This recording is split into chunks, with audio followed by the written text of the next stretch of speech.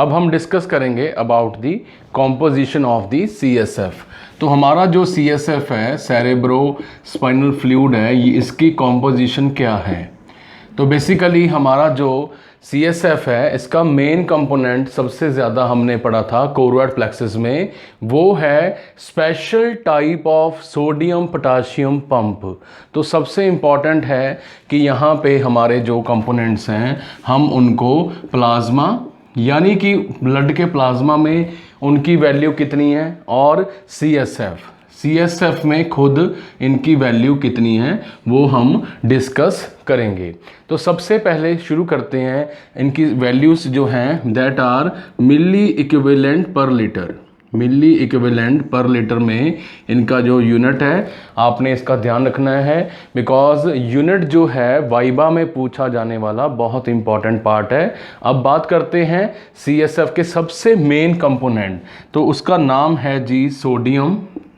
Sodium की जो plasma level है, सोडियम का जो प्लाज्मा लेवल होता है वो होता है 145.0 मिली इक्विवेलेंट, बट CSF में सोडियम की मात्रा ज़्यादा होती है, near about 150.0 milli equivalent. Now coming to the next component that is potassium, K+। Potassium, तो प्लाज्मा में पोटाशियम की वैल्यू है 4.8।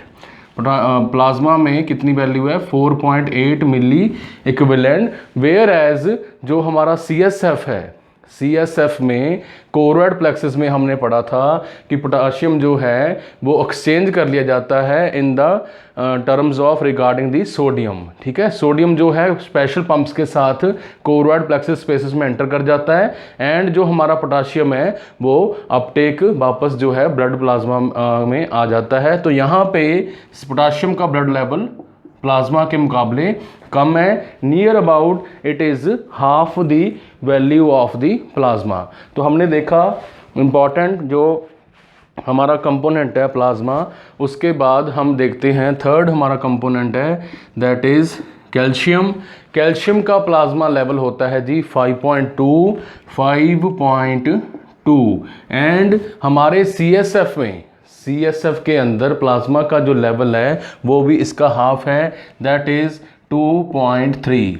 जो हमारे प्लाज्मा का ब्लड लेवल है that is 2.3। Now coming about the bicarbonates, HCO3 हमारा बाइकार्बोनेट जो लेवल है, बाइकार्बोनेट लेवल प्लाज्मा का होता है जो कि बहुत इंपॉर्टेंट है एसिडोसिस एल्कलोसिस टॉपिक में, दैट इज़ 27.4 और यहाँ पे है 21.4 मिली इक्विवेलेंट पर लीटर। जब बात प्रोटीन की जाती है, एल्ब्यूमिन की जाती है, प्रोटीन्स की जाती है, तो प्लाज्मा में जो प्रोटीन है वो काफ़ी जो है ज़्यादा मात्रा में होती हैं, 700।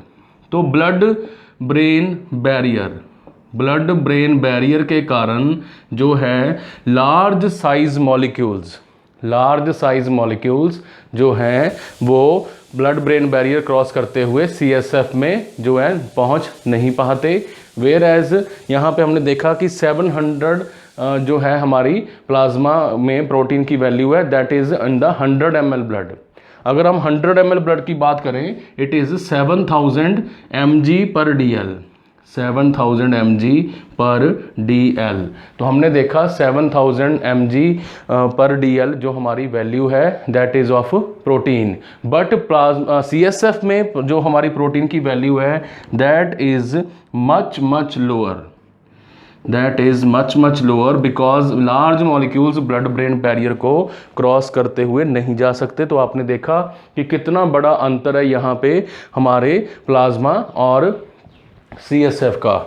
उसके बाद बात करते हैं important component that is glucose भी जो है CSF का काफ़ी इम्पॉर्टेंट कंपोनेंट है। तो हम ये डिस्कस क्यों कर रहे हैं, why I am focusing on these components, because CSF examination lumbar puncture में 18 नंबर जो हमारी नीडल है 18 नंबर यूज़ की जाती है, C शेप जो है पेशेंट को बनाया जाता है और पोजीशन दी जाती है L3 and L4 lumbar vertebrae में से जो है CSF विड्रॉ किया जाता है।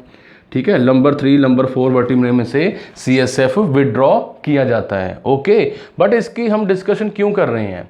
बिकॉज CSF की प्रोडक्शन और CSF का डायग्नोसिस काफ़ी कुछ जो है वो पैथोलॉजिकल कंडीशंस को इंडिकेट करता है।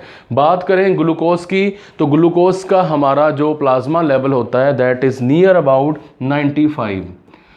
तो मैंने अपने फंडामेंटल ऑफ नर्सिंग वीडियो में बताया था कि अगर आपने 180 बाय जो मैंने बताया था आपको उसके रिगार्डिंग दैट ग्लूकोज की वैल्यू जो है हमारे बीपी के जो है ऑपोजिट होती है। इफ़ द बीपी इज़ 180/90, ठीक है, if the BP is 180/90 mmHg, तो इसको आपने रिवर्स कर देना है। कैसे रिवर्स कर देना है? 90 टू हमारी जो है 120/90, ठीक है, सॉरी 180/120।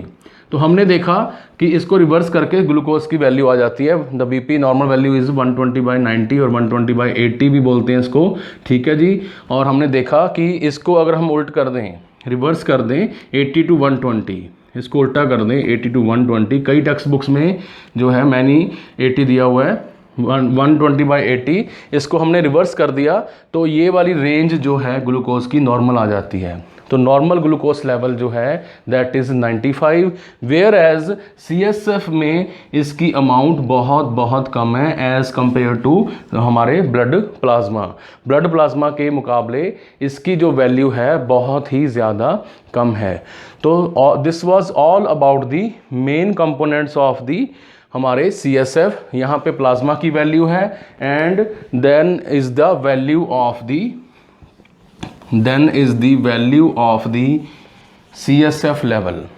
सो अब आप इसको क्लियरली नोट कर सकते हैं, स्क्रीनशॉट ले सकते हैं, क्योंकि गवर्नमेंट एग्ज़ाम में पूछे जाने वाले ये क्वेश्चन बहुत इंपॉर्टेंट हैं। There normal values, this is the value of sodium, potassium, calcium, bicarbonate ions and protein, ठीक है जी। और लास्ट में है